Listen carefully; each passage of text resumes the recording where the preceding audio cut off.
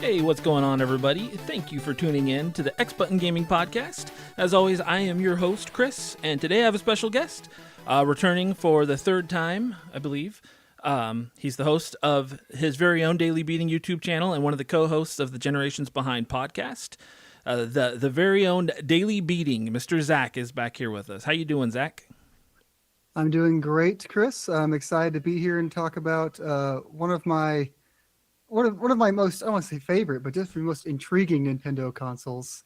So I'm excited to be back here. Third time's a charm. Right. Thanks for having me. Yeah, no problem.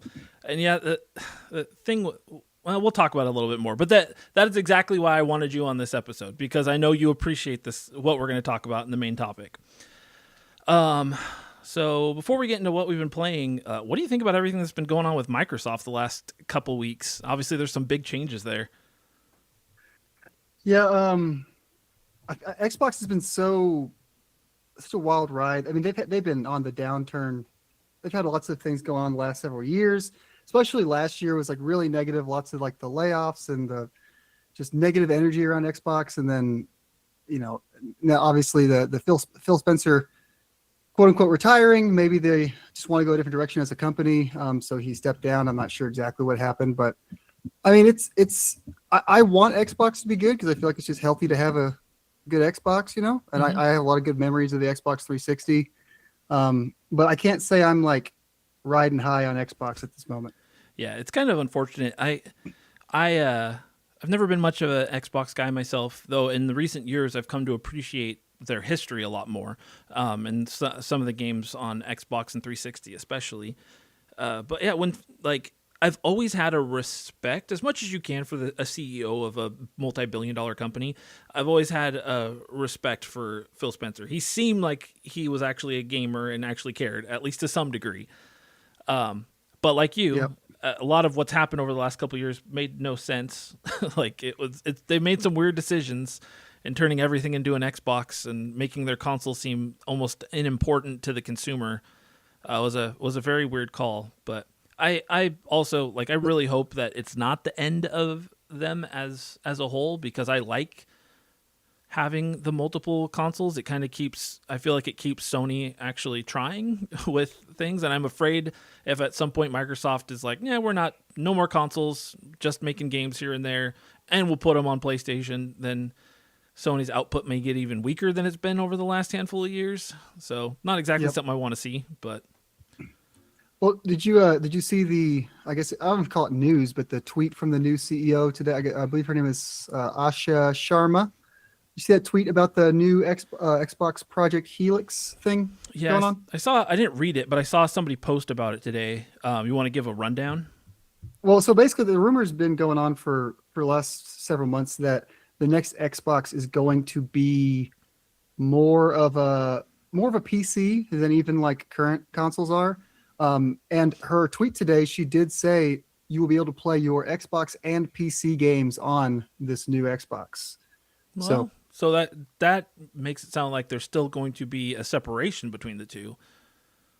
Yeah, it'll be interesting because it feels like they're leaning obviously into more of a PC infrastructure. And Microsoft, they have they have Windows, they have Xbox, what's it called, Microsoft Game Pass Ultimate, and then they have the PC Game Pass. So they already have a lot of stuff going on PC. Yeah. And obviously Microsoft is a big has a history. That's with where PCs, they started. But yeah, so I don't know. I'm interested to see if does this mean if I get this new Xbox, I can have my Steam account on it and I can boot games from Steam onto my PC Xbox thing, and then I can also put an Xbox 360 disc in it. I don't know. I'm interested to see. That would be nice. It'd be nice to have all that access in one spot. Yeah, I don't know. I guess we can only see what the future will hold.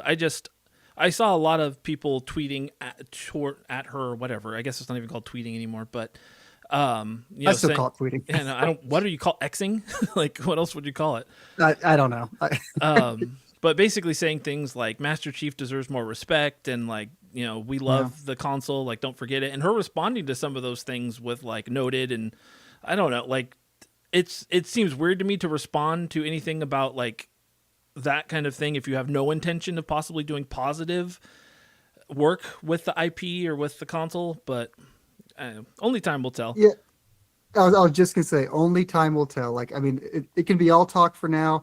I mean, I feel like that's been Xbox's problem the last several years. It's like I always want to believe them. I always want. They do a good job of like hyping me up for Xbox and like getting me excited for games. Like I remember when that Starfield presentation came by. It's like an hour-long Starfield presentation. I like really believed in everything, and then the game didn't live up to it. And then I was getting really excited for Perfect Dark, and then they just like canceled Perfect Dark, and it's like I keep getting my heart broken by them. And I just really want to like have a moment where I can just be happy, believe in them.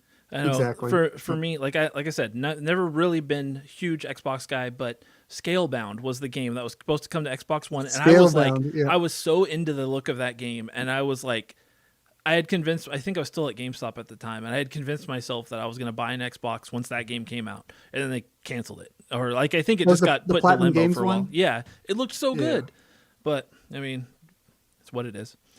They've definitely made some weird choices over the years, but I felt like with Game Pass and stuff, they'd earned a lot of goodwill back for quite a while. But Game Pass is this whole other thing, and I don't always love Game Pass for what it does, but it's nice to have access to stuff. I do wonder if it had a long-term impact, because obviously I had Game Pass for a while and I loved it, but I wonder if it had a long-term impact of just like de-incentivized their customers from buying things. And now it's like, what do you do now? Like, hey, please start buying things again. Like, I don't know. It's just a weird. Yeah. No, I remember a customer once even saying, I think it was Crackdown 3 was coming out. Really random, but somebody was trying to get him. I think I was just at a GameStop. I think it was after I quit. And the guy was trying to get him to pre-order it. And he was like, why would I pre-order a game for my Xbox? It's going to be on Game Pass. So like, I mean, and that was at least 8-9 years ago. So that concept's been there for a while. So I don't know. I mean, that had to have been profitable for them, but then again, they did just have to raise it to $30 or whatever it is. So that's something else. But anyway, I do want to do some Xbox related content, like YouTube content and maybe some podcasts in the near future, because I've been doing more and more like research, watching videos and stuff about games that I didn't ever. There's a lot of games on Xbox that are still exclusive to the original Xbox that I'd never even heard of before that actually look pretty cool. So it's got me thinking that there's some content to be had there, and I'm sure plenty of people have done videos on it, but I'm going to do my own. But anyway, there you go. I just thought it was too interesting not to talk about. But let's go ahead and move on into what we've been playing. I'm going to play the little soundbite. So what you been playing? I think I adjusted the volume enough that won't blow people's speakers. So, Zach, why don't we start with you? What have you been playing? So the big one, I'm sure a lot of people, yourself included, probably been playing. I have been playing Resident Evil Requiem. Don't want to get into too much because I know people like me myself. I'm still playing it. I haven't finished it yet, so I know sensitive to spoilers still. I'll just say, like, if the game was split up into acts, I think I've officially started what would be Act 2. Okay, that's about where I'm at in the game. So, I finished it. So it came out on Friday. I took Friday off, and other than the fact that I had to deal with a car issue, played it for the majority of the day, and then couldn't play it again until Saturday night. And the whole time I was like itching because I just wanted to go back to it. It's very good. Yeah, man, it's so good. And with any new Resident Evil, at least since I've been like into the series, my favorite thing about them is, like, at least for me, once I finish it, I'm not like, okay, time to put it away and move on to something else. I'm always like, and again. Like, I just want to keep playing through it until then eventually I'll be like, okay, I've played it enough for now. And then it fits into the rotation of ones that I go back to here and there. I at least probably play a couple of them every year, maybe not the same ones every year. Yes. Go ahead. It's funny you say that because I'm the opposite. I've only played them all once. And I say all the ones that I've played, I've only played them once. And this time I'm going to make a concerted effort. It's like, I know people love replaying these games. I'm going to play it through at least 2 times. And maybe 3, I'll see how it goes. But I'm going to go through that New Game Plus and play with all the goofy unlockables. I'm looking forward to that process. Like, even just playing the beginning of this game and knowing that, like, I'll be able to play it again, but with like some nice little help, I guess. Yeah. I've been looking forward to that. So. Yeah. No, and that's exactly what it is too, because on subsequent playthroughs, and this isn't a spoiler because every Resident Evil is like this, you can choose to make every other playthrough as easy or as difficult as you want it, because you'll unlock the hardest difficulty, but you'll also unlock you get a point system that you can choose to unlock stuff, but the ability to unlock infinite ammo, rocket launchers with infinite ammo. So like Yep. if you want to do just a quick speed run, you can have the infinite ammo rocket launcher and just blow through everything and go through it and as fast as you can. Or you can, go through the hardest difficulty with the bare minimum. That's what I've always appreciated about the series, is that there's so many ways to do it. And I'm not going to say each time I feel like I find something new, because that's not true, but I don't know. It's always an enjoyable experience. And Requiem has just been great. I absolutely loved it. I finished it. I played through it. I did a speed run pretty much right afterwards, and I'm on my third playthrough on Insanity. And I'm taking this one really slow and trying to make sure I don't miss anything, like anything that I didn't catch the first couple times. Well, the first time specifically. But yeah, no, I'm loving it. It's nice to see it doing so well. 5 million copies in a week is pretty dang crazy. Yeah, that's awesome, and it's been sold out. A buddy of mine, he pre-ordered it from Best Buy, and like for some reason something got messed up with his order. His like copy just like didn't show up, and it's still not available. And all the physical copies are gone like everywhere. He can't find a physical copy. So now he's just like waiting. It's been like a week now. That's rough. It looks like it'll be available on like the 11th of March. Oh, that's so he's playing other stuff for now, but he's been like really wanting to get to RE9. It's just like not available. Yeah, this is up there with my favorite. It's probably my favorite series, and not being able to play it at launch because of something like that would drive me nuts. Like I would be very upset with Best Buy. Yeah, man. I've heard the same thing. Like a lot of people, I think somebody in the Discord today or yesterday messaged like, "Hey, if you see a physical copy in the wild, let me know." And the deluxe edition has been reselling for way too much already. Like, of course, scalpers probably grabbed a bunch of them, but it's one of those things where like people dog on pre-orders, but the second the pre-order went live for the deluxe edition, I pre-ordered it and the Switch controller. Nice.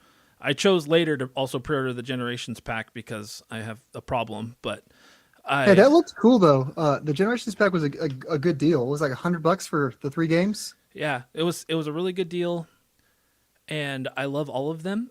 So like, I'm like having another way to play them and playing them on the go. Like, I'll do it. And just I know it's supposed to be somewhat limited. Like, I don't think they're going to do that pack forever.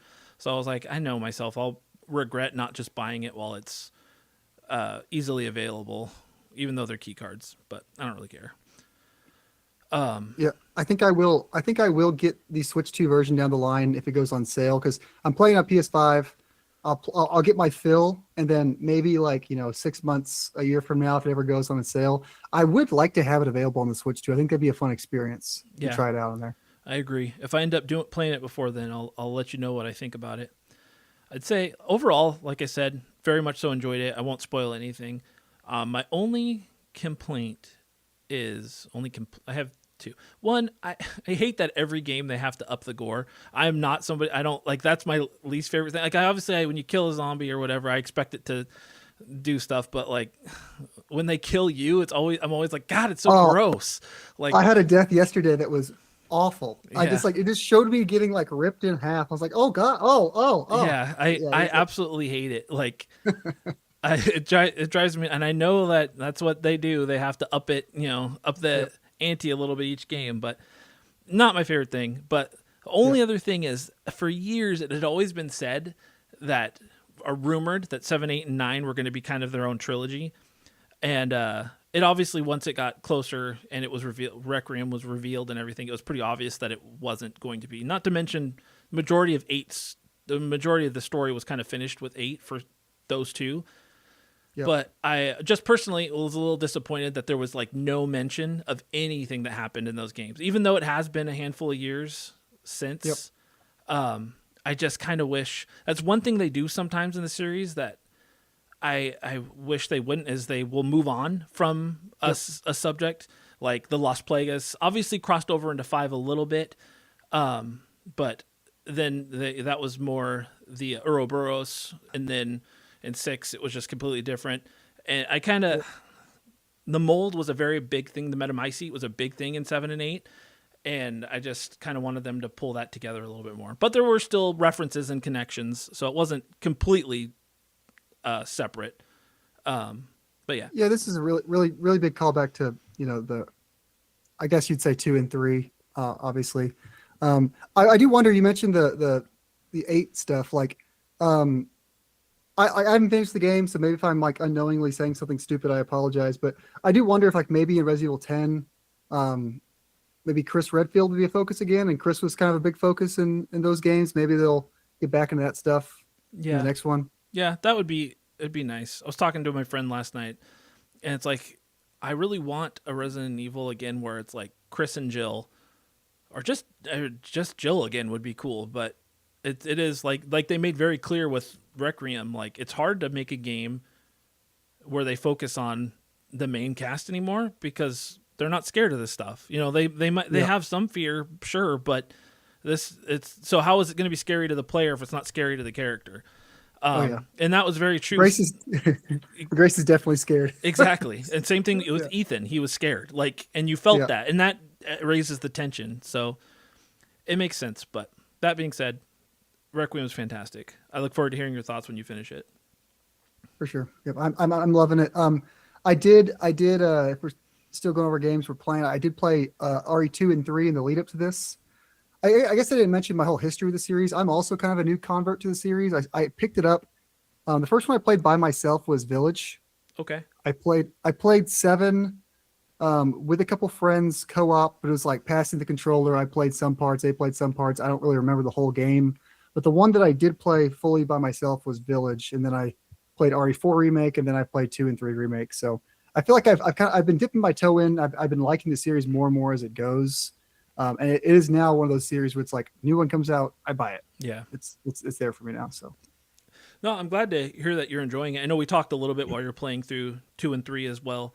I will say, like, the 1 remake, the GameCube version, but it's been ported to everything now. That game is fantastic, and it's great to like see where the series started, but it's crazy how much that game holds up. It is slow, and I think a lot of people that come into the series now, where everything's faster, so to speak, and obviously everything controls wonderfully in the series now. It is still a little clunky, but man, it's such a good game.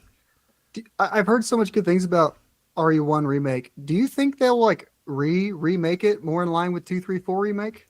I'm sure they probably will. Like, it's at this point, everything like, happens. Yeah, it's kind of hard not to have that story easily accessible. And so, like, an example, my brother-in-law, so my wife's brother, was over and he played through 7. I don't know why. I think like I like to have people play the beginning of the game because it, to see how scary it is. But he ended up enjoying it and he played through it.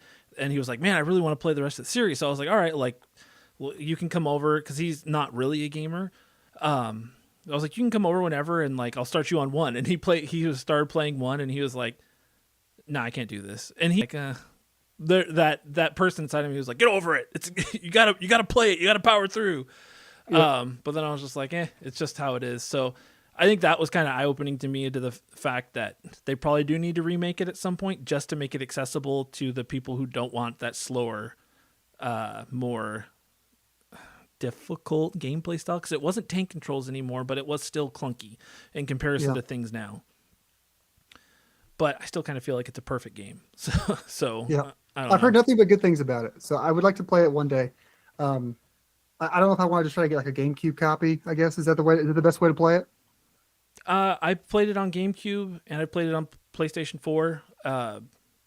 It's the same difference. So you can get it on the PS4? Yeah, or I think you can even get it on Switch and like. I didn't realize it was like on modern platforms. Okay, cool. Yeah, whenever you see the OG Resident Evil on any of the new consoles, it's, well, maybe not PC, but on any of the consoles, I believe it's that remake. Gotcha. So yeah, it's a good way to play it, and it goes cheap sometimes too, digitally. Yeah. Though I will say the DS version, which was a port of the PS1 version, is really cool. I haven't actually played through the whole thing on there, but it was so cool that they actually ported the whole game to the original DS. And you have the convenience of the map and your inventory on the bottom screen. It's cool. I feel like I would slam that clamshell shut the second anything scary happened. Like, nope, nope. Nope, I'm out. But, All right, so you played Resident Evil 2 and 3. So yeah, you had yeah, February was the month of Resident Evil for you. yeah, it's so funny because this like I don't know if I would say I get scared of these games, but I definitely get tense. I definitely like get real worked up and like when you're in a tense situation in these games, like I'm starting to sweat a little bit. I'm like worried about it, and it's been like my whole month has been that, Yeah. and I'm really looking forward to just like playing Pocopia on the couch Yeah, this just weekend, just like super chill. relaxing, yeah, super chill, like nothing, no worries in the world. I look forward to hearing people's thoughts on that. I haven't committed to buying it yet, but it's getting good reviews. But I want to hear from people Yep, I know that are playing it. But I did yep, see somebody today say Pocopia plus Resident Evil 9 is the gamer's version of Barbenheimer. yep, And I yep, was like, that's funny because it's true. Like, very interesting timing. for But sure. yeah, I know what you mean about the tense feeling. Like, I wouldn't say I get scared very often, but there it's just I think it must be a sickness, but that feeling of like being stalked by like Mr. X and 2 or like just kind of like the dread that's there, like I almost like it. Yeah, So um I yeah. I really like that feeling in these games. They do such a good job of like you'll go through like a place, whatever the set piece is. You'll go over and you'll get to the end of it, and then you get an item, and it's very clear what this item's needed for. And then you turn around, and then the thing you just went through is like way scary. Like something's happened, and it's like, oh, this is going to be way worse to get back to that spot. Hmm. And you like you already know the path, so it's like playing on your memory of like the thing you just went through, but now new stuff showing up. They do such a good job with that, and I love that feeling of like re-exploring old ground like that. The beginning of RE9, I was constantly like locked in, and just exploring that area was such a blast. Yeah. But Yeah, I agree. They really nail that feeling. And one of the things that never ceases to amaze me is it doesn't matter how many times I play some of these games, I still get tense.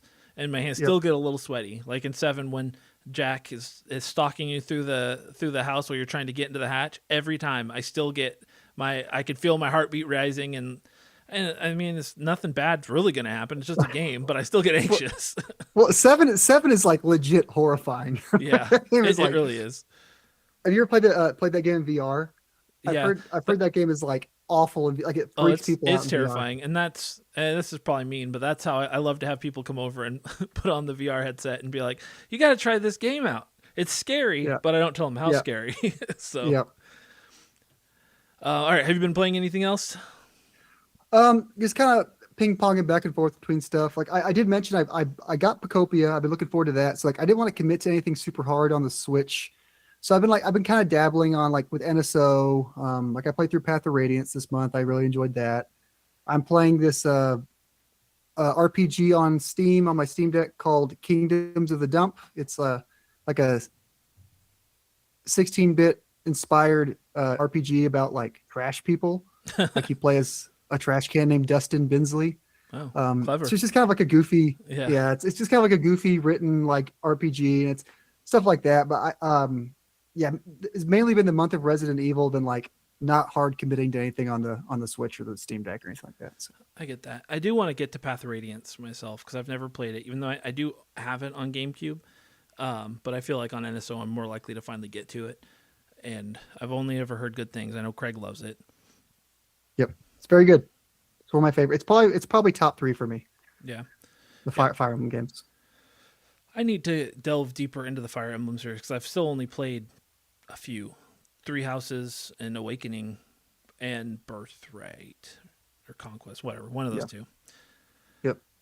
All right. So as for me, what I've been playing, I'll quickly mention that a couple weeks ago I was talking to one of my friends and we were like, I was like, you know what, let's try this High Guard game that is getting all this hate. Um, Mm. And so I started playing it. And I was like, this is all right. Like we were kind of like, this is more fun than like people would have you think. And it is. So for those that don't know, High Guard is, I don't know, kind of like a hero based, um, it's like first person. I don't want to call it like a battle royale or anything, but instead of like just fighting each other, your whole goal is you have to grab the shield breaker, get over to the enemy base, plant the shield breaker, and then take out their generators. So it's not a new concept. It's been done before, but it's, open map. You ride on these mounts and you run around, you fight each other and you do it. It was pretty fun at first. And then as we were playing it, and we obviously started getting out of like the beginner lobbies or the bot filled lobbies, the game got really not fun really quick because the skill differential in this game is ridiculous. I assume it's people on PC compared to console players, but man, it just got so it got so bad so quick. And then I was like, so this is why people stop playing this game because Yeah. and not to mention it really it was fun, but it really is just another, cash grab type of game. Like it's all right, but it doesn't have the depth of even something like Apex has. Like Apex actually has a lot of depth to it, despite the fact that it's what's the word I'm looking for? What are these games all called? Battle Royales. Yeah. Even though it's just a battle royale, I did like Apex, and I like some of them. Yeah, and then obviously they announced in the last couple of days that they're shutting the game down less than 2 months after it came out. So it's such a shame with these games, is because like I'm in the camp where like I had my time with the big first person shooters and the battle royales and all this. I played lots of those. I played hundreds and hundreds and hundreds of hours of Fortnite. I played a lot of Apex. I had my time in Call of Duty, all that. It's like I get the appeal of these games. I don't like. I don't hate that companies are still making these games, but I do hate that we're at a point now where it's like these games, if they're not a hit, it just feels like the optimal thing for them to do is just like drop it completely and just like delete it like it didn't happen. yeah, And it's just so frustrating because like not only are like people losing their jobs, which is obviously like sad and like uprooting people's lives and stuff, but like also like some people probably did enjoy the game, probably did put money into it, like, and now what? Like they put money in this game that's just going to get axed 2 weeks afterwards, and I don't know. no, that's the first thing I think of when stuff like this happens is like somebody put their heart and soul in this. Like this. Yep. I'm not going to state whether or not they use AI because I don't know, but it doesn't feel like an AI slop game. Like it does feel like they were attempting to make something good. But just like with Concord, the problem is that these games are all about word of mouth nowadays. When you have the mainstays like Fortnite and Apex and Overwatch and whatever else is popular out there, it's going to be hard to come into this field and make a dent without getting really positive word of mouth very quickly. It's all about people streaming it on Twitch or YouTube or posting videos on TikTok, and if you're not getting that basically day one, I mean, you're probably doomed to failure in a game that's microtransaction heavy. It's totally day one. It's like it's literally like, did you have a big weekend? Are the right people playing it? Do people get excited about it? And like right now, tonight, I think Marathon came out today. And I'm wondering, like, on Monday, are we going to be hearing stories about like Marathon underperforming, blah, blah, blah? Are we going to hear that stuff? Or like, it's just crazy how these games, the environment they bring themselves into and what they're expected to do so quickly. I agree. It's sad. I wish they'd stop wasting so much effort on these because there's too many of them. They can't all succeed. So are they really gambling on the fact that their idea or their product is that much better than anybody else's, or is going to really bring people away from the mainstays? Seems unlikely that that'll happen very often. So yeah, I've seen people refer to these games as lottery tickets. Like they're probably going to not be successful, but maybe you get like the jackpot, Yeah. And that's what these companies, it's like, we could have the biggest thing in the world, or we could just fire these people and pretend like it didn't happen. It's like, I don't know. It's just. It's what they do. Then they like to just sweep it under the rug. That being said, though, I have a week to try to earn the last 3 trophies that I need to platinum it. So there you go. And I'm really trying because I don't want to have this on there and never be able to earn the platinum in a week. So did you get the Concord Platinum? I didn't. I never played it. No. I really thought about going for it. I have the box copy, and when they said they were going to cancel, it was like, can I play this for like nonstop? But I never actually opened it, so never played it. Yeah, it's the same. I never played it, and by the time they even announced that it was going down, and however soon it was, I figured I didn't have enough time to figure out how to find a copy, and then figure it out enough to get the platinum, because I think it was actually a little bit of a rough one too. Like people were basically just hopping into matches and killing themselves right away to try to get matches done for whatever reason. So Yep. Yep. So yeah, High Guard's been interesting, but the main game I played throughout February, a year late from everybody else. I think I had started it at the time that we were recording the last episode. But that is Clair Obscur Expedition 33. And obviously, not going to go into spoilers. Obviously, everybody's heard a ton about this game over the last year. So there's not much that I can say or will say that people who care haven't heard before. But I will say this. I believe this is probably only the second time in my recent memory where something actually lived up to the hype. Because this game was hyped up through the moon, obviously. Everybody who played it talked positively about it. It swept the Game Awards and, just nothing but positive. So once you get around to finally playing it a year later, you kind of wonder if it'll actually hold up.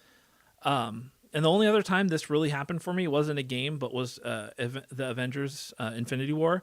By the time Infinity War came out, I was kind of like, I had already hit the Marvel fatigue and hadn't watched the last handful of movies and just didn't care. But people were telling me, like, you got to see it. And it was one of those times where I was like, dang, like, this was that good. And yeah, Expedition 33 was that good. Like, the parry system is both one of the most fun and one of the most aggravating things that I've ever experienced in a video game. But it is pretty amazing how you can be playing a fight that you have no right playing. And if you can just get the parrying down right, you can still win. And I like that. Like, I like that it becomes more skill-based than anything else. But because I did all of the side content before I finished the game, the final battle was, it was totally anticlimactic. I had that same exact experience. I got the platinum trophy when I rolled credits. I did all the side content. Yeah, the last boss, I was like max level. I just like one shot the last boss. It was a little anticlimactic, but it was too bad. But I knew it was going to happen because I'm like, there's no way they expect you. You have the potential to go to the game, and you're probably at around level 40 when you're done with Act 2. So there's no way that by the time you're level 99, it's going to hold a candle. The game doesn't have skill-based enemies or like level-based enemy tier or whatever it's called. Yeah, it feels like it wants you to. It feels like it's scaled for you to like beat it pretty much right after Act 2. Yeah, it definitely. But yeah, great game, great cast of characters, and the voice acting's phenomenal. Music was absolutely phenomenal. Like maybe not the second, but like after I'd played it for a few days, I was like, man, is the vinyl still available? Like, I need to look into this. And of course, it's long since been sold out. But and just the story, it was good. It was so good. And yeah, I did just about everything. I have 2 trophies left to earn, and I told myself if I didn't have, if I didn't have them before Requiem came out, I would just finish the game. So basically, the Wednesday before Requiem, I was like, I'm not going to have time tomorrow to really play, so I'm just going to focus on finishing the game today. And that's what I did. So I have to go back and do the last couple things I need to do to basically clean up the trophy list. But yeah, I mean, not that you need me to tell you this, anybody who's listening who hasn't played it, but the game is genuinely as good as everybody says it is. Like, I was absolutely blown away, and I don't know. It's been a good year for me so far with the games I've played. With the best feeling, and I'm sure you feel this too, and a lot of people, the best feeling of any video game is when you can't stop thinking about it and you want to go back. Because we've all played games where we're just trying to finish it. We started it, so we might as well finish it. Or it's fun, but whatever. But those games where like you throughout the day you're like, man, I can't wait to go home and play whatever it is. And I had Indiana Jones and I had this, and it's been a good year. This game was fantastic. Absolutely deserved all the praise it got. Yep. That was my game of the year last year, so I'm glad you're enjoying it. Yeah, if I'd played it last year, it would have been my game of the year. Absolutely. So, good choice. Yeah. All right, so that basically sums up what we've been playing. So we're going to go ahead and move into the main topic. And it's kind of what we hinted at the beginning is we're going to talk about a system that we both really appreciate that has been getting more love as of recent, and that is the Virtual Boy. So I mean, I know a lot of people who like at least appreciate the history of the Virtual Boy, but I don't know a lot of people who have taken time to like buy one and play one over the course of the last 20 years, other than maybe collectors who didn't actually play them. I'm not trying to dog on anybody because I do stuff like that too, but you're the only other person I knew that had like a love for the console as it is. So I was like, I need to have, it was like a perfect episode. And even when we were talking about having you on the first time, we were talking about doing a Virtual Boy episode. Yep. And it so happened that we decided not to do that, but it worked out better now because obviously Well, who would have thought they would announce NSO Virtual Boy? Like, not me. It was probably Yeah. the biggest surprise in that direct. I was like, I genuinely thought Nintendo could have cared less about ever mentioning the Virtual Boy again. So it was a happy surprise. So what we're gonna do is we're gonna talk about the games that they released on the console, and we're gonna give our individual ranks and just some thoughts on them. But before we get to that, I thought maybe we just share a little bit of our personal history with the console. So Zach, what is it about the Virtual Boy, or when did you first get into the Virtual Boy, or I don't know what I'm trying to ask. Why do you like the Virtual Boy? Yeah. Well, so like I grew up a Nintendo kid. I've always like my main console has always been a Nintendo console. So I've always been interested in like Nintendo history, and I love the channel. I'm sure you've heard of it. Did you know gaming? So I listen to a lot of their stuff. And like I've always like been like tangentially aware of the Virtual Boy. I've seen him at like random like museums, and like I have a video game museum pretty close to me. So like I've seen it, I've looked at it, and then I think it was it last year? I think it was 2 years ago. I can't remember, either last year or 2 years ago. I decided that I wanted to kind of splurge for my birthday, and my roommate and I went halfway in to get me a Virtual Boy. I was like, I want to get a Virtual Boy, and I'm also going to try to collect all the Virtual Boy games because there's only 14 North American releases. And that doesn't sound like a lot, but then like the last one is like $2,000. So who knows if we'll ever actually get that? Yeah. But I'm gonna get at least most of them. And I have 4 of the games so far. And yeah, like it's just such a unique experience and such an odd experience. And the fact that Nintendo never really like brings it up, it feels like I'm doing. I feels like I'm like doing something wrong. Like, Yeah. ooh, Nintendo doesn't want me to know about this, but I'm I gonna know play about it it. anyway. Exactly. So just like, and also it has that little bit of like hipster feeling to it. Like, oh, like I'm a real Nintendo fan. I played the Virtual Boy, Right. that kind of thing. I don't actually feel like that, but sometimes I do feel like that when I'm talking about the Virtual Boy. Because you actually Yeah, have it's just- experience.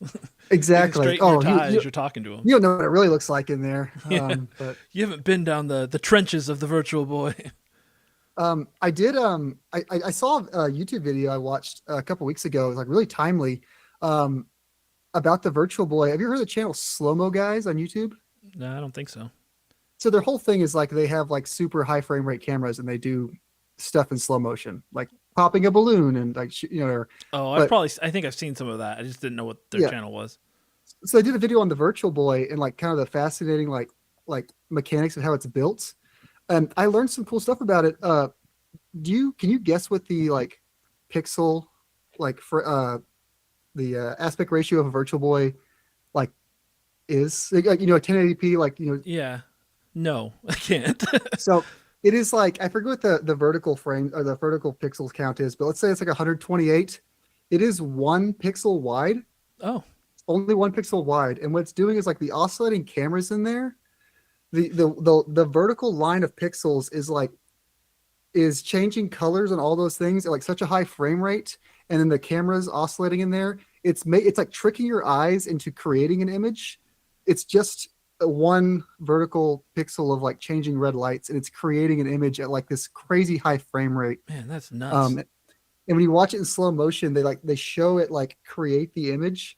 It's really fascinating video. Just look up Slow Mo Guys Virtual Boy. And I just assumed that it had like a regular little screen in there, and it was just like using lenses to trick you. But Yeah, it's what I literally always just thought. a vertical. It's a vertical bar of red lights. That is like using. I believe it's called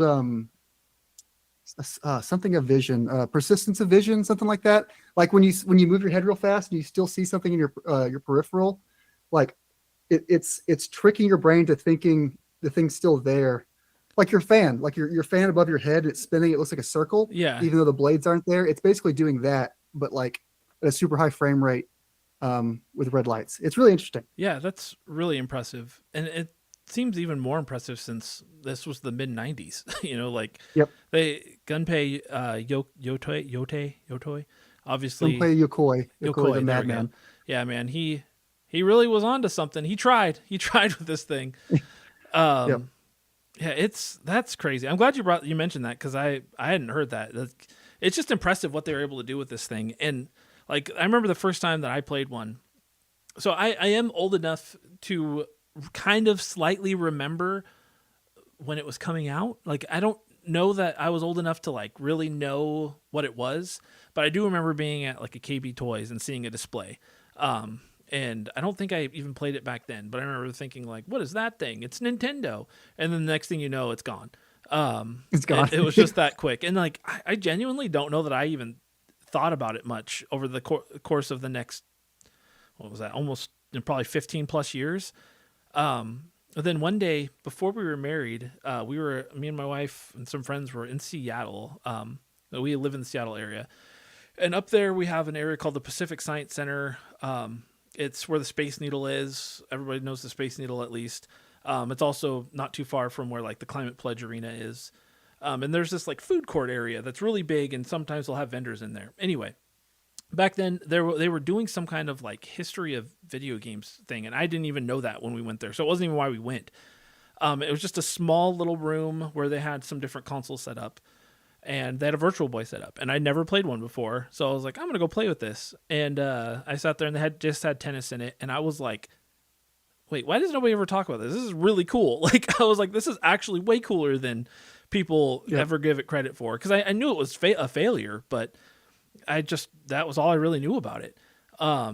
So I became a little obsessed at that point, like I do with things. Once I'm like, this is way cooler than I thought. Now I need one. So when we were engaged, I think it was just before we got married, Jasmine bought me a Virtual Boy as a gift, Nice. as like a wedding gift. And back then they were still Mario and Tennis. So I had a way to play it, and I remember so like I said, just before we got married, and I moved back in with my parents temporarily. And I had it set up on like their downstairs table, and even my dad was like, what the heck is that? And my dad was not a gamer at all. And so even he played it for a while, and he was like, man, this is cool. It's just really random experience that I had with it. And for me, it's a fond memory too, because my dad passed away not long afterwards, but I have that picture. I took a picture of him playing it because I was like, this is so out of character. He would play games with me when I was a kid, but he didn't understand them. I'd let him win sometimes because I felt so bad. Like he was just so like, letting your dad win. yeah. I was like, you got this, Dad. But yeah, just fond memories of playing it. And then like I never bought another game for it until probably 5 years ago or so. I bought Wario Land finally. But I bought Wario Land and was excited to pop it in and play it, and found out one of my lenses had gone bad. So apparently from just sitting for a handful of years, because I hadn't plugged it in for a while. Apparently there are ways to fix it. I just haven't bothered. So I was too That scares me. disappointed. I don't want to go into that. I don't want to go into that thing and mess with anything. I hope it never breaks, because I was like, I would be too worried to like permanently break something. Absolutely. I would probably pay somebody to try to do it if I could find somebody that knew what they were doing. But yeah, that's basically my experience. I remember like spending afternoons on eBay, like looking at games in, around 2012, 2013, whenever it was that I got it, like trying to buy copies of Panic Bomber and Mario Clash before, when they were still cheap, but not wanting to spend the money then. But when they announced it coming to NSO, I was excited because, I mean, even though I'd like to own more actual like physical games for the Virtual Boy, it gives me a way to play some of these and actually like even decide if I feel like it's something I need to own, or like a game like Jack Bros that I'd probably never own. Like I'm looking forward to actually being able to play it. Yep. So, and they're releasing two unreleased games too, which would be a cool experience. Like everyone can experience a new Virtual Boy game together, which would be a cool thing later this year. I know, right? Like that's not something I ever thought would happen. Like it makes sense that there were games that were finished that weren't released because it failed so quickly. But yeah, those games, Zero Racer which is and apparently like an D-Hop. Yeah. F-Zero style game. I don't know if it's actually connected to F-Zero or if it's just in the style of. And then D-Hopper, like you said, Yeah. which that one's made by Intelligent Systems or developed by Intelligent Systems, which is the Fire Emblem team, right? Yep. So that's pretty So, cool. I'm excited for that. So, okay, so obviously, like we talked about, when Nintendo revealed this, they said they're even going to release a standalone little Virtual Boy replica that you need to be able to play the games on your console. And you could either buy a pretty close replica of the actual console for $100, or you could get a little cardboard one that would apparently do at least a similar thing for like $30 or so. yeah. Which one did you end up buying? I did get the full $100 thing. Yeah, I same. couldn't resist. Yeah, I couldn't either. I was like, if I'm gonna pay $30 for cardboard, I might as well just pay the full Might price. as well pay 100. Yeah. Yeah. Yeah, and it's a cool little. I mean, it's basically a 1-to-1 like replica of the console. Yep. It even has like spots for like where you would plug in the controller, the on and off switch, like the volume thing. Everything's there. It just they don't work. They're just like display pieces. Yep. I mean, even the stand is probably I would assume I could take I haven't tried, but I'd assume I could take the stand and use it on my Virtual Boy. Like I think it's the exact same thing. Yeah, I guess looking at it is I think it is the same thing. I didn't even consider that, but also, which way do you put the legs on yours? Because I've seen people do it both ways. Do you do the legs back to you or back away from you? Towards me. Towards you? Because that's what I do, and I've seen people like display it the opposite. I'm like, am I doing it wrong, or does it matter? Like, I feel like it would fall over. Like, well, I don't. I don't. I did flip it around, and I was like, it still works. It looks backwards now. Yeah. I don't know. Yeah, that in my head, I obviously don't have it set it up like that right now. I can see the thing, but in my head, trying to envision that looks wrong. It like that Yeah. doesn't feel right. But I'm Yeah. not. I ain't judging if that's how people want to set up their Virtual Boy. But you're wrong. But yeah, I mean it's a cool thing. Obviously, it doesn't have the controller. You just use your Joy Cons. I guess you could probably use a Pro controller. I hadn't tried. That's what I've been using as a Pro controller. Okay, Yeah. so that's good to know that works. But then otherwise, it just opens up and you just slide your Switch in there, and then you close it up and you can play the Virtual Boy games. It takes the lenses. I don't know how all this works, but it takes the lenses. Basically, there's two little images on that it projects on the Switch's screen, and the lenses make it one cohesive Virtual Boy experience. And It works well. It feels just like when I would play my Virtual Boy. I don't notice a difference. Makes my head hurt a little bit just like them. But also on that note, like I don't get headache. Like people really complain about headaches. I've never really had a bad one, but after maybe 30 minutes, like my eyes start to feel strained. Is really what it is. You definitely have to like come up and get some air every once in a while. But I also have never never got like the bad headaches that people say they get. Like I do wonder if people say that like, were you in there like for 2 hours? Like, cause I'll play for like 10 minutes, look at the light, check my phone, go back in, I can't play in there for extended period of time at once, but yeah. And to be fair, and we'll talk about this more in a little bit. I mean, at least of the games so far, none of them really give you much of a reason to be there for more than maybe 10, 15, 20 minutes max. A couple of them more than the rest, but it's a short burst console for sure.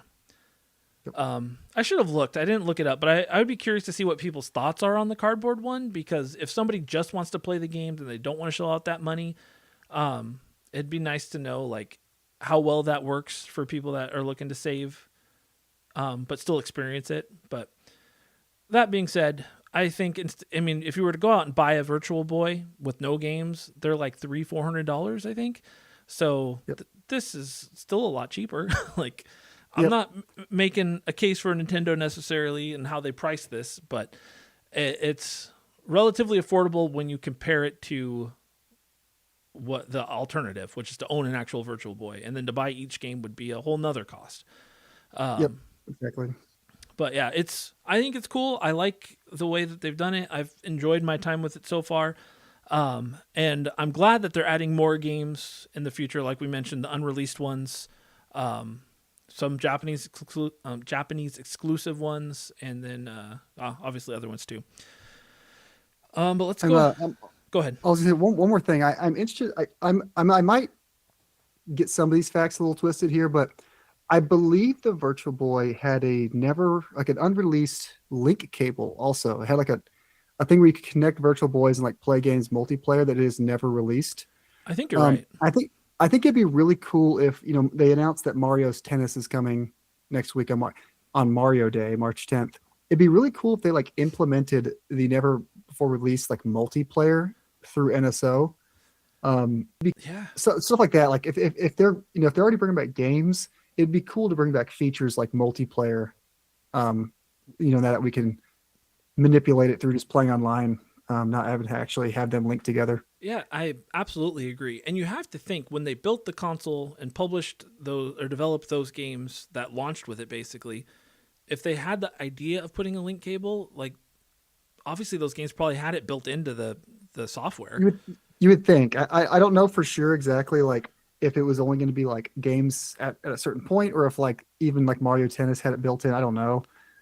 But at least it'd be cool to see them take that extra step to make it feel that much more unique. I 100% agree. It'd be fun to play some online multiplayer, Mario Tennis, or Teleroboxer, whatever. Teleroboxer, yeah. Yep.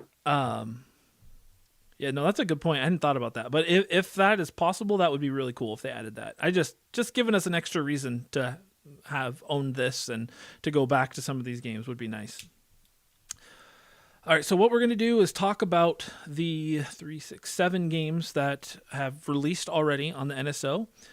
So the way we're going to do this is I just wrote them down according to how they are basically listed on the NSO when you go on there from left to right and then down, like you're reading a book, I guess.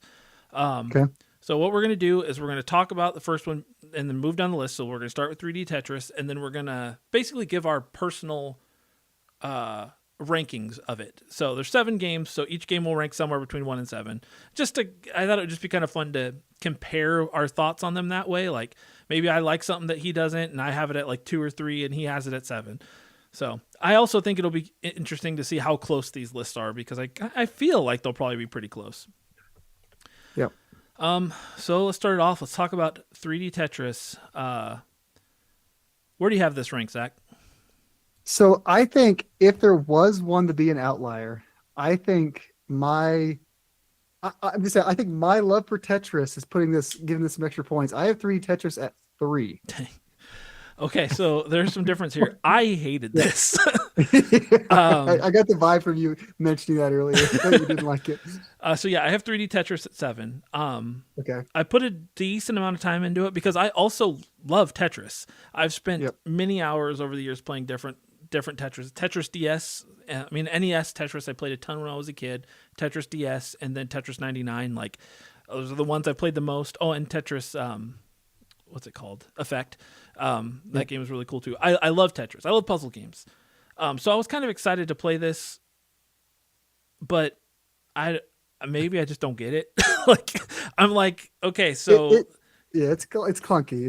It's something, but well, because so you correct me if I'm wrong here, but this is what I took from it. Just playing like the normal mode. You're an overhead view of what I would call like a Tetris field. So instead of looking at it, straight forward, you're looking above, and the pieces, the similar style pieces from the game or the Tetraminos, they come up and they fall down, and then you place them in the grid, in a grid-like space. But they lay flat on the area, so you place them down there, and then eventually you get the right ones and you clear it. And that's it. Yep. And I know that is the premise of Tetris, but there's a couple things here. One, I found this it was so slow.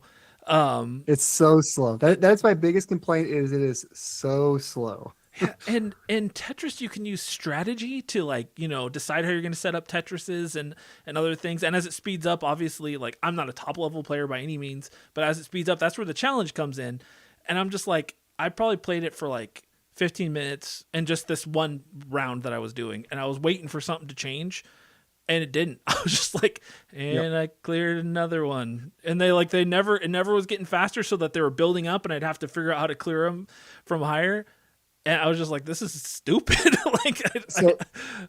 So here's maybe another thing to color my. Uh, I will not say this is like a good game. I think this game is like a novelty at best. I will say that. Yeah. But I think I have a fondness for it because it was the first. This was the first virtual game I bought. Um, and this is the first one I really, my Virtual Boy came with Mario's Tennis, but I played it for like 5-10 minutes. 3D Tetris was the first one I really sat down with and like tried to understand and play. So like I do have a kind of a fondness for it. I do think it's interesting, like using the double D pads and like manipulating the Tetramino in a 3D space.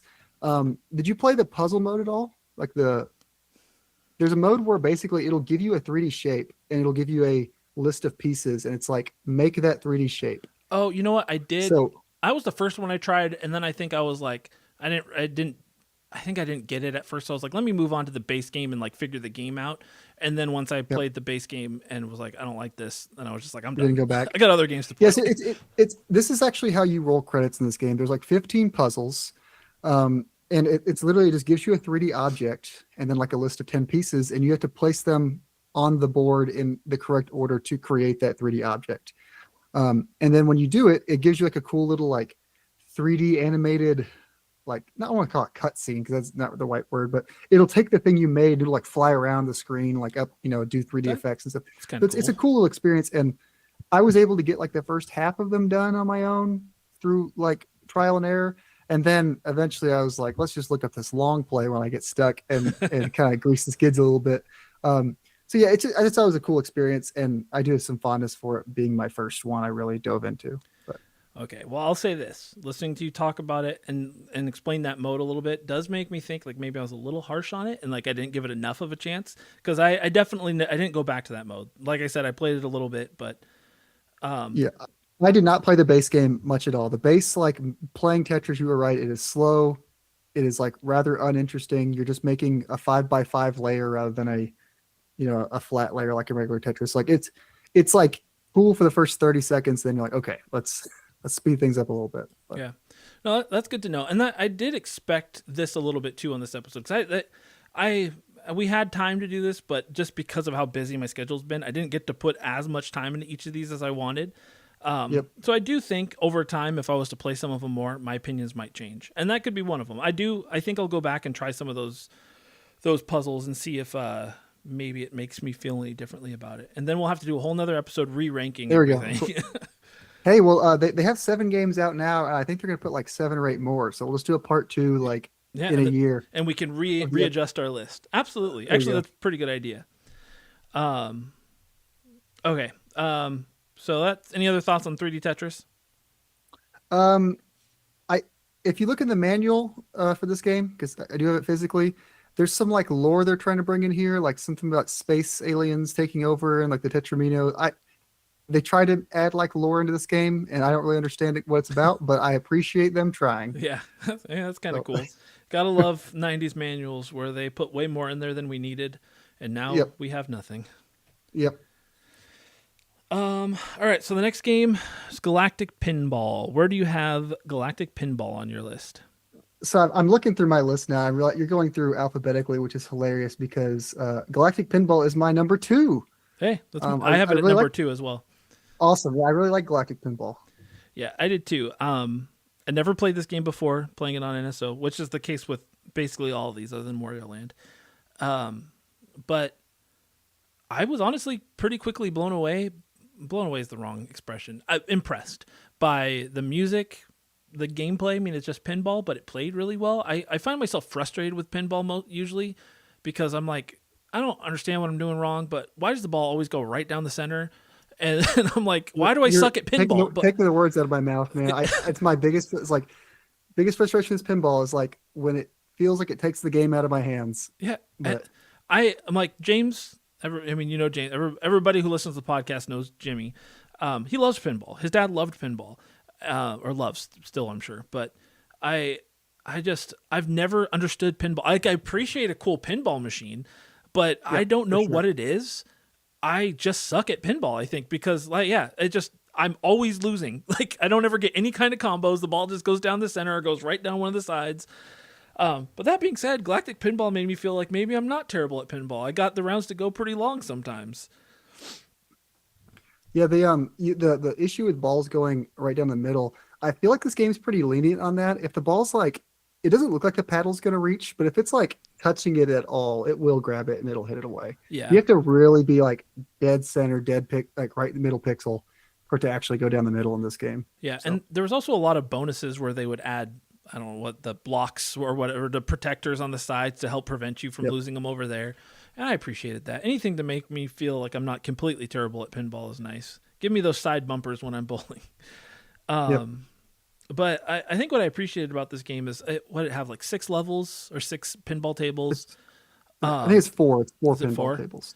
And Yep. I don't know why I didn't write that down. But each Well, if you one, count, it's four plus like a couple like bonus stages that if you want to count those. So like there's four you choose from the menu, but then you can get brought into like another couple like bonus boards. So I guess you could say there's six, but there's four like that you choose to play on, if that makes sense. I thought they were all cool, and Yep. the music was really good. Like I think for me personally, this game had the best music of any of them because all of them have sound effects, some of them have music, but this one I thought really nailed it. And I'm sure a lot of people may have heard this before. I'd heard this before ever playing the game, but there is a Metroid cameo in here. There is a way to have Samus's ship come out and fight off different, I don't remember what they were, but different monsters from Metroid, and it changes the music to Yep. Metroid music. And of Yep. course, I love Metroid, so immediately I was like I said, I knew it was here, but then experiencing it, I was like, that is dope. I immediately went online. I was like, I need a copy of this. I need to Yep. add this to the collection. Yeah, I really enjoyed it. This is probably the game I could see myself going back to the most, like just for quick bursts of playing, because it was an enjoyable experience. And like I said, like just the sound of the music, it makes you definitely feel like you're playing the Virtual Boy, but in a good feel. Like I Yep. don't know, like I felt a little more engrossed than some of the games made me feel. Yep. And it does a good job. Like, the 3D effects, like it looks like you're looking down on a pinball table. Like it does a good job of that. My biggest complaint with this game is kind of due to the Virtual Boy being what it is. Everything's red. Sometimes, you're shooting this game. It's not a ball. It's a puck. It's like almost like a hockey puck. Yeah. Sometimes when you hit it and it gets going real fast and then like other circular red things are flying around, it's like really hard to like kind of keep track of like where your puck is. But that is just because it is like all red. Yeah. So, Since they only had 2 colors. can you imagine? Like, I don't want to get too far ahead, but like, it'd be so cool if at least the Nintendo published games, if they like retroactively added like color to like man. Galactic Pinball and stuff like that, like different colors. That would be really cool. I would actually love to see that. I'm sure somebody out there is probably doing it right now because people are smart. Yep. Yeah, but overall, I found this to be a very enjoyable experience. I think what I appreciated about it, or what's nice about it, is like immediately I was like, "Dang, this is good!" Like Yep. for a pinball, and especially since it's pinball. Like I said, like I'm not somebody who's drawn to pinball, but immediately I enjoyed the level design, the music, and then obviously the Metroid cameo was icing on the cake. So we both had that at 2. It's pretty cool. All right, so next we got golf. Nothing but golf, straight up in the title. Where do you have golf ranked? Unfortunately for me, something's got to be at the bottom, and for me, that's golf. I have golf at 7. I have golf at 5. I'm not a golf person. Like I have gone golfing and I enjoy it enough. But I appreciated that it was a golf game. Like Yeah, it's a fine golf game. yeah, You know my biggest problem with this is I feel like you have to click too many buttons to hit the ball. yes, I feel like you have to hit like the menu like 5 times. It's like too many options. it definitely took me a little while to figure out. I was like, okay, I have it all set up. I think now I want to shoot, like or hit the ball, and I was like, okay, why isn't it working? Like, what button do I have to hit? And then I was like, finally, like you have to go to a menu, hit then hit whatever button it is. Yep. So it took me a little while, but I mean, it looks pretty good. Yeah. I mean, It as a golf game, it's definitely golf. It has all the different clubs that you use. You can basically choose to hit the ball however you want. It has the weather icons and stuff, so you know how to play it. It's no different than playing any other golf game, I'm sure, but just bare bones in comparison. But it is golf. yeah, I don't know if maybe I didn't mess around with it enough, but I had a little bit of issues like judging distance sometimes. Like if you're just driving, it's like, okay, I just pick the middle of the fairway, hit it as hard as I can. But then when I got like kind of close to the hole, I was like, I don't know how much to hit this ball. And I was just like, I'd mess up a lot. But I thought the animation was cool. The little golf swing, like that's a cool little Hmm. like rotoscope animation. Like it was neat. But Yeah, and I agree with what you're. I mean, I experienced that too, but I think I just chalked it up to the fact that I'm not great at golf games. Like sure, I just assumed I wasn't doing it right. So, yeah, but like when I was putting, especially, I was like, okay, that there was a couple times where I thought like that should have went in, but then I literally was just like, what do I know? But I yep. played probably, I think I did 9 holes. Is that one of the settings? And I mean, I played through it all, and I was like, it's golf. Like, It's golf. all right. The title did not lie. Yeah. Golf and nothing else was a great title for this. Yep. It's exactly what it is. It's got like the most boring cover too on the actual box, where it's just a guy's feet and the hole Yep. like holding up, A golf. or a golf ball Yeah. holding the putter. Um, yeah, nothing I exciting. think this is the cheapest. If you want to get a physical copy, I think this is like the cheapest game on the system. How much do So you know? How much? Like, I know there's a couple I, games I in like think that $30 range. yeah, this is like a $30-$40 game. I'm pretty sure. So There are worse ways to spend complete, $30. complete in box to be sure. Yeah. But, yeah. Well, that's good to know. I have always thought and flirted with the idea of trying to get a Virtual Boy set, but like you talked about, some of them get so expensive. I'm like, eh. And as of right now, Yeah, I I can't might even get actually like claim them. I might get like 10 of them and be like, okay, we'll take a break for a little bit. We're good now. All right. So the next one is The Mansion at Innsmouth. So this one is actually was a Japan only title. I had to look up the name because I don't read Japanese. But it's, where do you have this game ranked? I have this at 5. Okay. I just realized I had it written down as 3, but I actually have it at 4. So I need to adjust that so I don't confuse myself later. But yeah, I have it at 4. What did you think about this one? So I actually had a funny experience with this one because I played through the whole game. I got an ending. There's like multiple endings. I got ending C, if that means anything to you. Um, but I didn't realize this game had a map the whole time. I just Oh, never realized it had a map until it's funny. I didn't mention it, but I put out a video talking about these games, and then Bird Dog texted me afterwards. He goes, "Did you know there's a map in Mansions at Innsmouth?" And I was like, "Oh no, I didn't realize." So like I was like wandering most of the time. I was like just kind of like wandering the hallways. Like, man, they really don't really let you know where to go in this game, do they? yeah. That's So that's impressive that you finished it, because that was my big hang up. Was I'm like, I keep getting lost. I'm like, yeah, and then you yeah, run out of time. So I'm like, okay, do it again, because they give you passwords, and you just start the level again. And I'm like, God, like I can't finish. I think I got to like the 4th level, and then I was just like, I'm going through doors, and I'm like, okay, where the heck am I? Like I have no idea how I got here. And eventually, I did get a little frustrated, but I thought it was probably one of the most like, there's a lot going on visually, like, yeah. and I really appreciated that. So basically, for the listeners who haven't played it, it's a first person dungeon crawling horror game. I mean, they Yep. use the term horror very lightly, because I don't think anybody would actually be scared playing this. But basically, you go down hallways and you decide which way you want to go, and there will be monsters in your path that you shoot with apparently a gun or something. I don't know. They don't show you what you're using. Yeah. And you try to get a key to open the door and move on to the next level. But I did think it was cool. There are multiple endings. So Yeah. a That's a really neat virtual, idea for yeah, exactly. A virtual boy game with multiple endings seems like probably not many of those. Yeah, so I have a couple things with this game I never fully understood. So you mentioned the gun, which is like you go around and you can pick up like pistol bullets on the ground, and this game is kind of like a first person shooter at times. Like you use the right stick to literally like aim a cursor and shoot at monsters. There's also these orbs. I never found out what the orbs did. I I don't. just like I would know get them sometimes I would sometimes. use them, and I didn't know what, why, or what happened. Yeah. So yeah, like you said, like you're just kind of wandering hallways to find a key, and then you use the key to find a door. And there's several doors on each floor, and I think that was one of my bigger gripes too. Is like I feel like yeah, the monsters looked cool, and it was like a cool perspective with the hallway, but I feel like because everything kind of looked like the hallways started to feel the same to me, I did get lost a lot. I feel like it was just like kind of randomly running, and then I'd find a door and I'd hope it was the right one. Sometimes I'd beat a level in 30 seconds. Sometimes it would take me several tries of several minutes.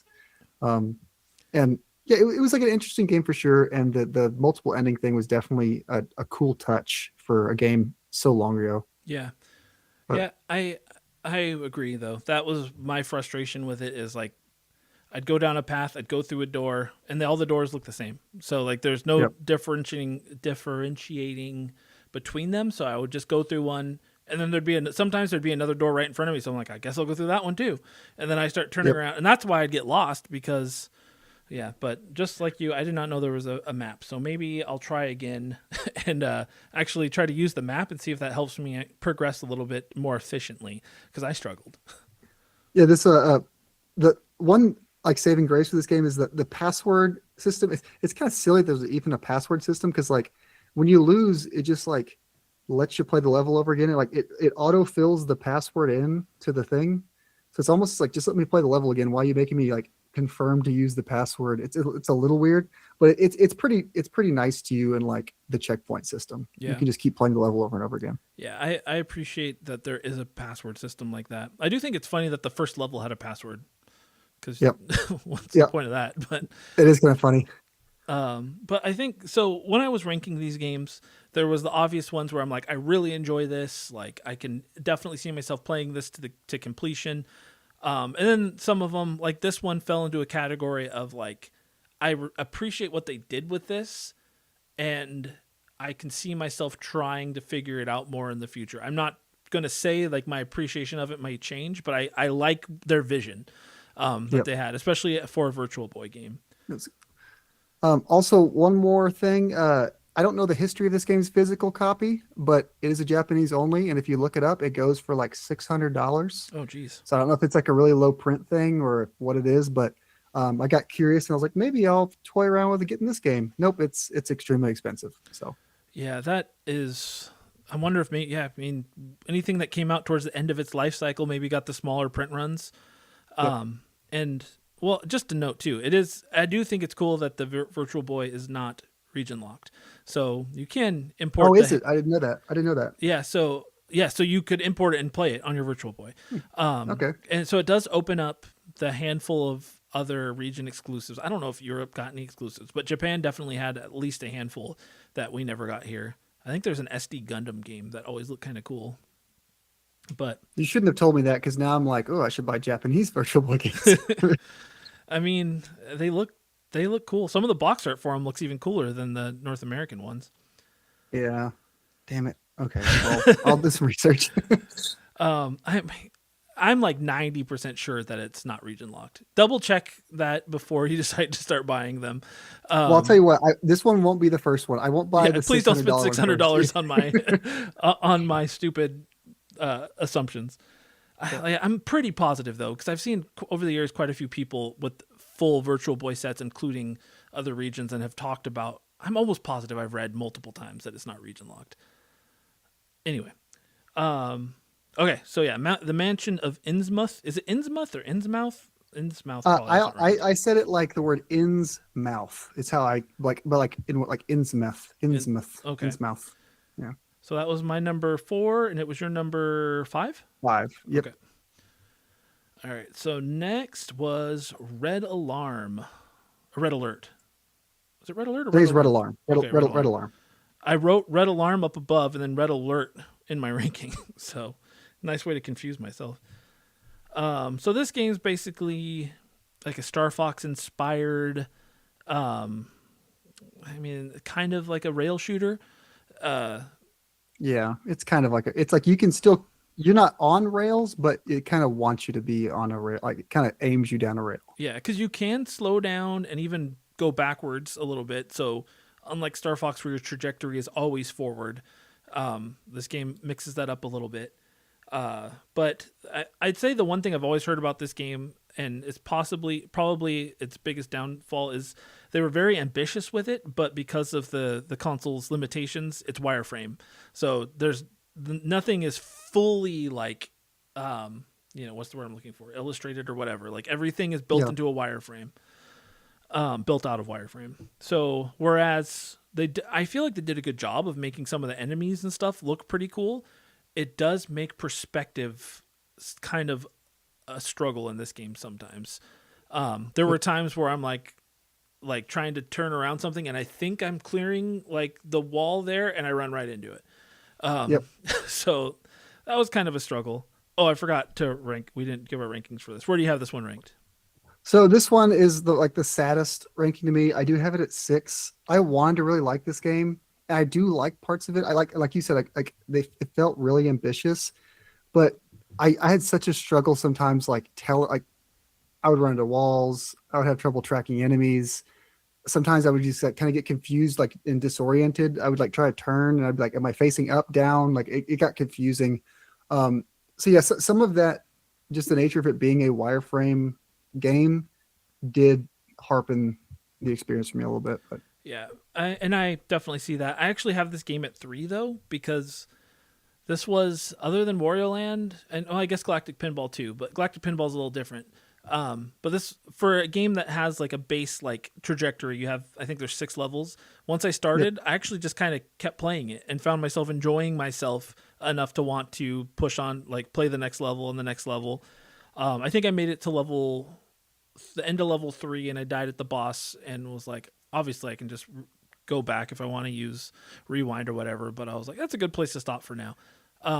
But I do plan on going back to finish it because I enjoyed my time with it enough. I don't know how far you got, but in the somewhere I think it was level 3. Like I felt like some of the enemy design got cooler. Like there's these hands that would like come down and fall at you, or these other like these monsters that actually had more like they were trying to do more to make them more like, expressive, I guess, with the wireframing. But yeah, I mean it's not a mind blowing game. I can definitely see this game falling low or high, lower on the list when other games come out and I readjust this list. But as of now, I'd say number 3. I enjoyed my time with it. yeah, so you said you made it to level 3's boss. So what I did was this game you play through basically a level and then you get to a boss zone. So I did make a save state at each boss zone because like I'm not going to replay the whole level. I'm just going to play the boss. Like I'm trying to enjoy these games, So you're it's playing like, it for the experience. Yes, I did barely make it through the 3rd boss, and I started the 4th level.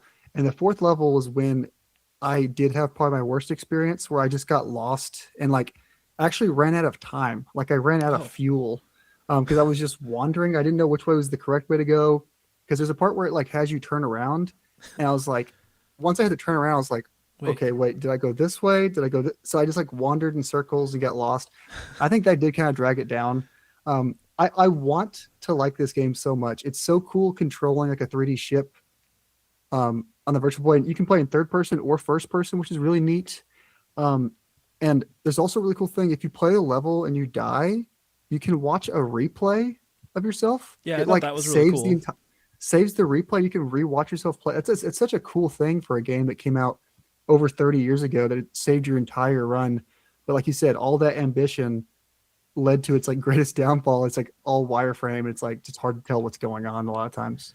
Yeah, and I think what you're telling me is that if I'd played one more level, I probably would have gotten frustrated and ranked the game lower. But well, it's also very possible I was like getting tired and I just got lost. Yeah. I mean, you might have, results may vary because I did look at the long play and like the level 4, the guy beat it in like 8 minutes. So it's like, okay, if I just play this and like don't get lost this time, maybe I'll be fine. But yeah, I think one of the things I appreciated about this game is, I guess one of the things, let me rephrase this or start this over a little bit.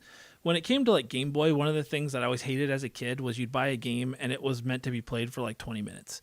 Like it wasn't long. You'd beat it or wouldn't have much depth. And the Virtual Boy is kind of the same thing, but there are a few games that actually have that depth. Like we talked about the Mansion of Innsmouth. And this game felt like another one that actually had the depth, whereas if I'd had this game as a kid, like I can see myself going back to it to actually try to finish it and go back to it again in the future to try to do things differently or whatever. And that's what I appreciated about it. But yeah, it definitely had its flaws. And there's no denying that the wireframing, even though I personally didn't think it was as bad as I've always heard people complain about it, it is like you said, like sometimes it's really hard to judge where you're at, or the right way to go, or if you're going to hit a wall or not. But overall, I enjoyed my time with it enough. It's definitely a really cool game. It this your HUD is like full of stuff. You have like shields, you have lasers, you can like adjust your speeds. It's really ambitious. It's a cool game. I just couldn't quite get through it. Yeah. I do want to replay it though. I do want to, maybe I'll just look up a long play and like get through that part I got stuck on and play the last 3 levels. Yeah. Oh, that makes sense. And I want to try to actually go through it and finish it. If or when we do a part 2 for the rest of the games that are coming out by the end of the year, I'd like to have finished, or at least put enough time into some of these where I can kind of give more of a definitive list. Because like I said, as of right now, like I feel comfortable with this game at 3 with the time I enjoyed it, or the amount of enjoyment I got out of it. But with other games that might easily drop, or maybe once I finish it, I'll feel even better about it and it'll stay number 3 overall. But yeah. All right, so we have 2 left. Next is Teleroboxer. So where do you have this game ranked? I have this at number 4. All right, I have it at number 6. What do you think? You have it ranked higher. What do you think about this game then? Yeah, so this is another game that I think I like the idea of it. So I obviously this is like Virtual Boy first person Punch Out. So if you played Punch Out in the NES, you kind of know what to expect. It plays the same. Like your goal in this game is to like learn these fights, learn their tells, and like punish their tells. It is a boxing game, and I am very bad at it. I was able to beat the first 2 fighters and then save scum my way through the 3rd fighter. I think I'm on the 4th, and I couldn't do it. I have not dedicated the time to like actually get good at this game. Dude, that's better than me. I beat the first one, and he did more damage to me than I feel like he probably should have. And then I got to the second one, and he destroyed me. Like, I'm like, what the heck am I doing wrong? And then I tried it a couple more times, and I was like, well, just like Punch Out, I suck at this game, and I don't like it. So I do really like the animations though. It's like a really cool looking game when you're in there. Like the different like the fighters look neat when they're just moving around, and like you can tell they put like a lot of effort into the animations. Yeah, that's what I wrote down too. Like I felt like it was possibly the best looking game because of how much animation they have. And at least like I only beat the one fighter, but I did think it was cool once you beat him. Then I assume the guy controlling the robot, he's in the background. You can see him. He like looks back and forth, then runs away. Like I thought the animation was cool.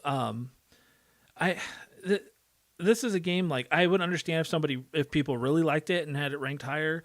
This for me just comes down to the fact that I even wrote down here, I just suck at this. Like I suck at 100%. It's very much so like I appreciate Punch Out and the legacy of it. Like Super Punch Out, I have fond memories of playing at James's house and his dad always being really good at it, but I've always been bad at Punch Out.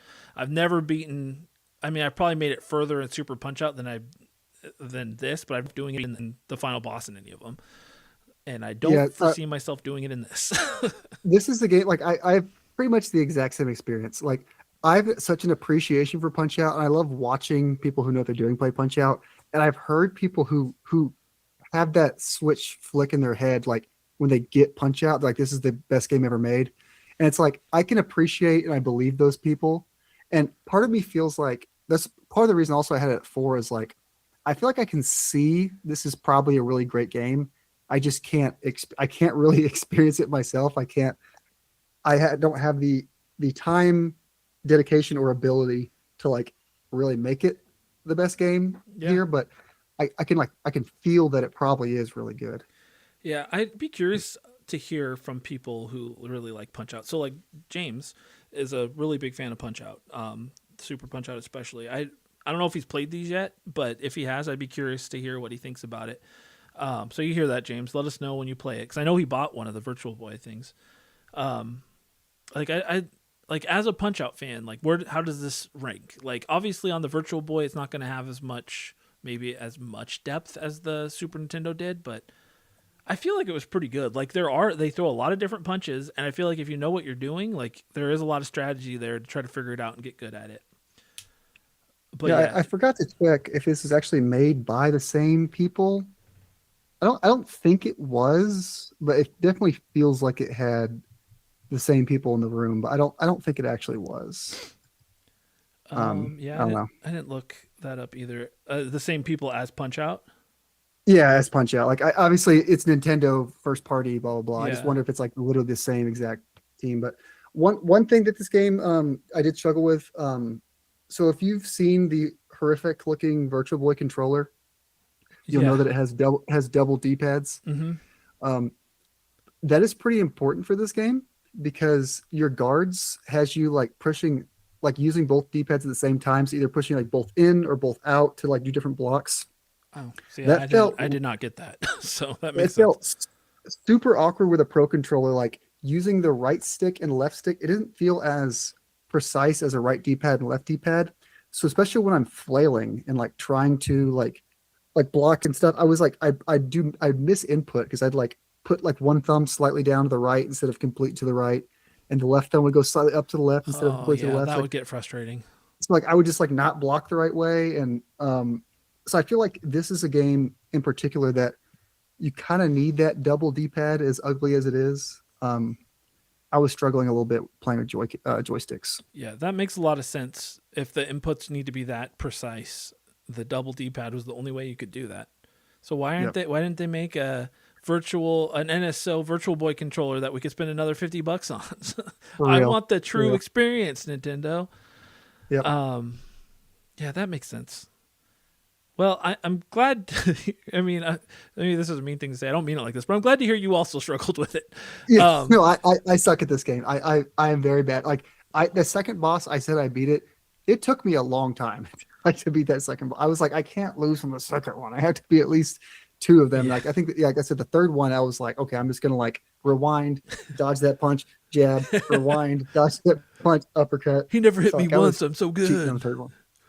Yeah, Yeah. yeah, man. Even then, I was like, I was still getting my ass beat a little bit. Like it was still tough. Yeah, man, it's I'm just so bad. I do think, generally speaking, with any game, like I do think if I sat down and really practiced and figured it out, I could get good at it. And I do feel like I could do that with this game and Punch Out in general. But I don't know. There's just something there that I don't want to. Like maybe it just doesn't interest me enough. But um, definitely one of the best looking games that at least that I've released so far. Very detailed in all of the different boxers, or at least the ones I saw. Have you seen the movie Real Steel starring Hugh Yeah, Jackman? I thought of that when I was playing that. When I saw the person behind there, it made me think of Real Steel, where they're just Yeah. basically rock'em sock'em robots. Yep, yep. I was thinking about that, and it's like, am I Hugh Jackman? Am I like behind throwing the punches? Like, what's Oh going on man, here? that is a movie I've seen once, and if you were to ask me anything about that movie, I don't think I could tell you anything. I don't remember a Yep. single scene from that movie, but I can picture him and the robot. Like I know I've seen it, but I don't remember anything. I'm gonna start a rumor that that movie was inspired by Boxer. Okay. That's a good rumor. Let's make it happen. Let's make people believe.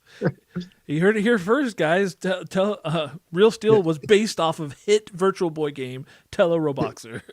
Hugh Jackman loved the Virtual Boy, and he really pushed for this off screen. Yeah, but Nintendo wouldn't let him use the name, so Yeah. they had to go with Real Steel instead of the easier to say Roboxer. Yep. All right, so last game, Wario Land. I think it's obvious. Where do you have this ranked? I think we both have it the same spot Yep. at one. So Yeah.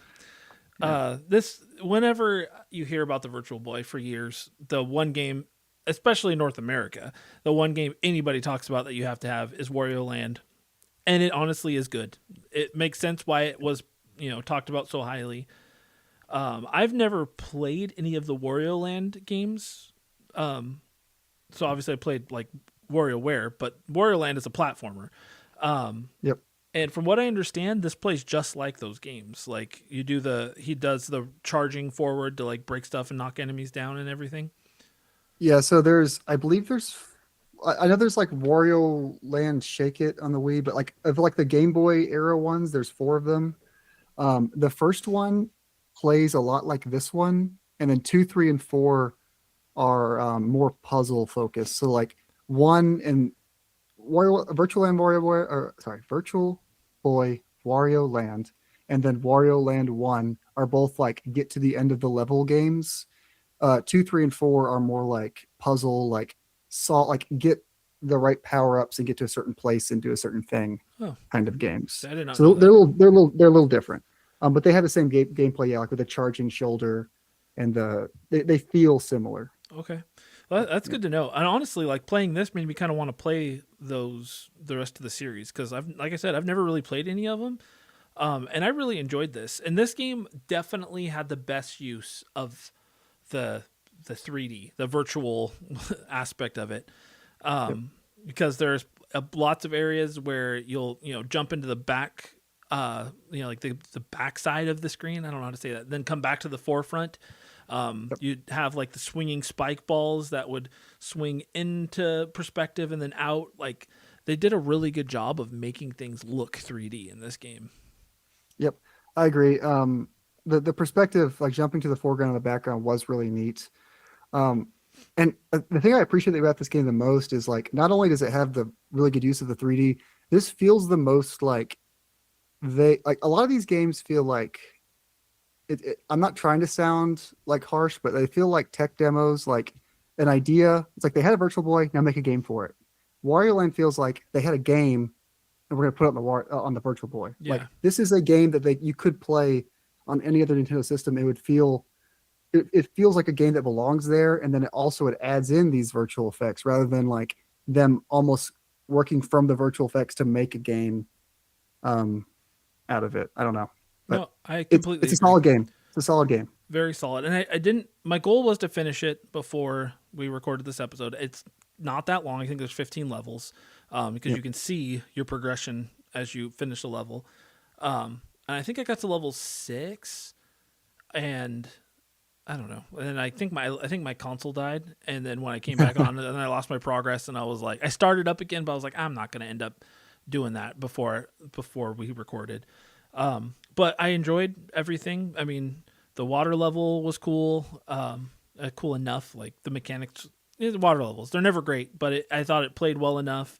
Yep. There's different power ups. There's one where you breathe fire. That one is pretty cool. Or just the spike hat, that allows you to like blast through, recharge through different objects and stuff. There's that bird one too, where it's like it uses the shoulder charge, but like if you jump, you shoulder charge in the air, and you can like fly across the screen. That's pretty cool. I also didn't finish it. I got a little over halfway. Like I fully intend on going back and finishing it because I was enjoying it.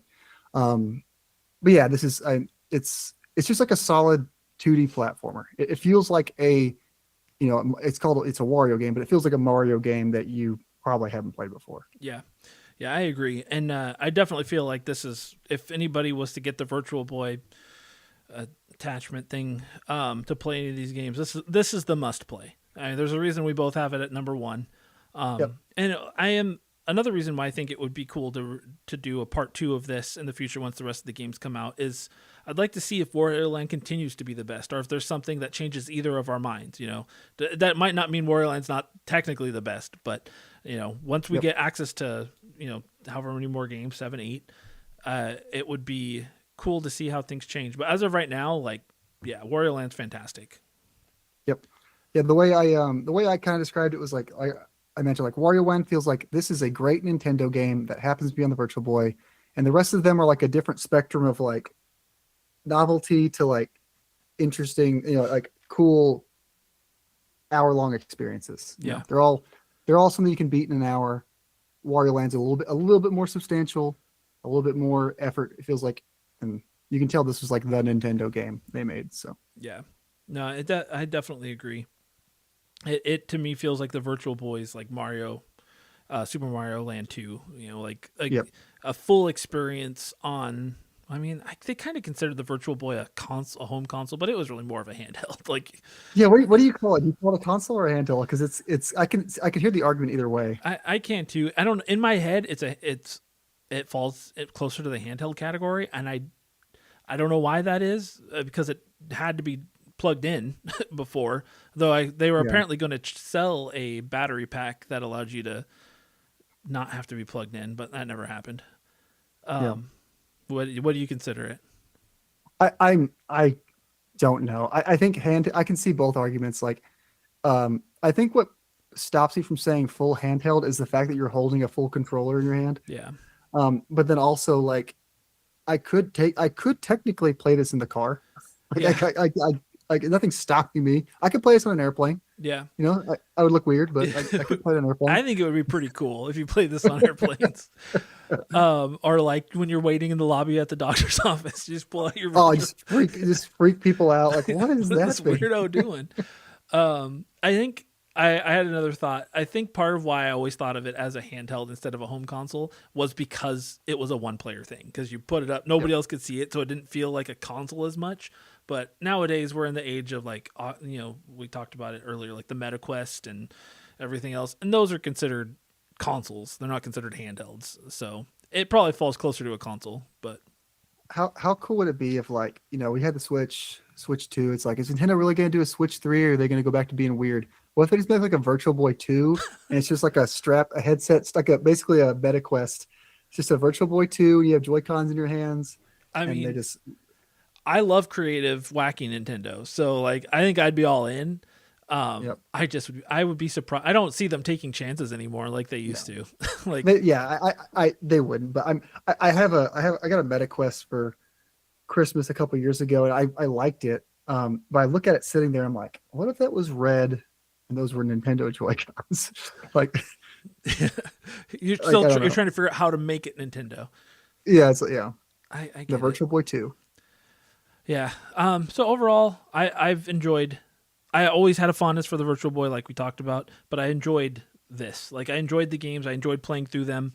Let's go through our rankings again. Why don't you go through your list real quick? You want me to go from 7 to 1? 7-1, yeah.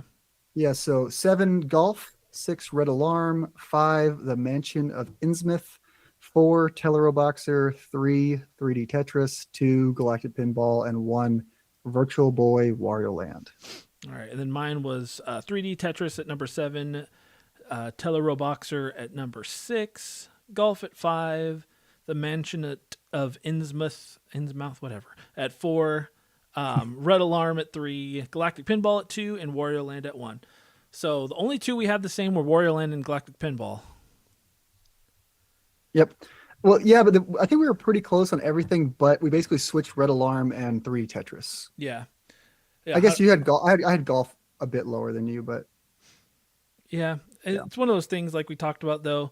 I do think it'll be very interesting to revisit this list at later because my goal is to play through more of these or play through these more and get a better feeling for them. And now we've talked about 3D Tetris. I walked away from it being like, I hate this. Like I was kind of like, I'm not going to play this again. But listening to you talk about it and the puzzles and stuff, like I'm going to go give it another shot. And maybe I'll completely, change where I have it ranked. Maybe I'm not saying it's going to end up at number 1. Maybe you'll hate it more. Yeah. God, maybe you'll hate it more. I have it at 10 and there's not even 10 games yet. But yeah, I look forward to revisiting this in the future. For sure. So, it's cool that we've gotten some games so far, and they just announced the other day for Mario Day, so March 10th, that we will be getting Mario Tennis and Mario Clash. So basically a week from now when we're recording. So that's a pretty quick turnaround. When did this come out? About a month ago? A little less than a month. It was early February, yeah, so about a month. I do think it's funny they held the only 2 Mario games for the Virtual Boy as like Mario Day announcements. I know. I was like, oh, that's why. Because I was like, Mario Tennis should be day 1 because it was like the pack-in game. Yeah. But when they announced it for this, I was like, oh, that's what they're waiting for. And Mario Tennis is fun. I've always enjoyed it. It's nothing crazy, but I've never played Mario Clash, which I believe is. I know that's a game that people have always talked about does a good job with that 3D aspect too, going from the front to the back. So I do really look forward to trying that one out finally. And then I wrote down the rest of the games confirmed to come to the Virtual Boy. So I assume before year's end, we'll be getting Space Invaders Collection, Virtual Bowling, V-Force, which is a vertical shooter, V-Tetris, which from my understanding is actual, like normal Tetris. Regular Tetris. Yeah, the Tetris we all know and love. And then Jack Bros, which that one's exciting because like we talked about, that game is extremely expensive, physical. Even just the cartridge, it pushes like, what, $700-$800? I think so. Then like the complete in box is like a couple grand, and that's like the first was it the first Western release Atlas game or Shin Megami Tensei game? Yeah, the Yeah, first time any of that had been here, and obviously look how big that is now. So I'm sure that had an effect on the price too. There's yeah, lots of Shin Megami Tensei fans, but I've yep, always heard that game's actually just really good too. So I'm yep. looking forward to playing it. And then, like we talked about, Zero Racers and D Hopper, two unreleased games, coming to the Virtual Boy for the first time. So that's exciting. Gives me hope too, because you have to assume there was probably more than two Virtual Boy games that were done or very close to done. So maybe we'll get a couple more of those. I'm And hoping. it seems like Nintendo is appreciating their legacy a little bit more here with the Virtual Boy, like because like we talked about, before this announcement in September, I believe, when they said it was coming to the NSO, there was, I mean, they hadn't talked anything about the Virtual Boy for decades. Like, they barely mentioned it in any games. Like, Smash Brothers had references to it, but that's more of a Sakurai thing than a Nintendo thing. So, Yeah, the biggest like thing that like put it back on the map for me was is it Luigi's Mansion 3. That one of the menus he like puts on a Virtual Boy. see, that's cool. I didn't Um, play Luigi's Mansion 3, but that's really cool.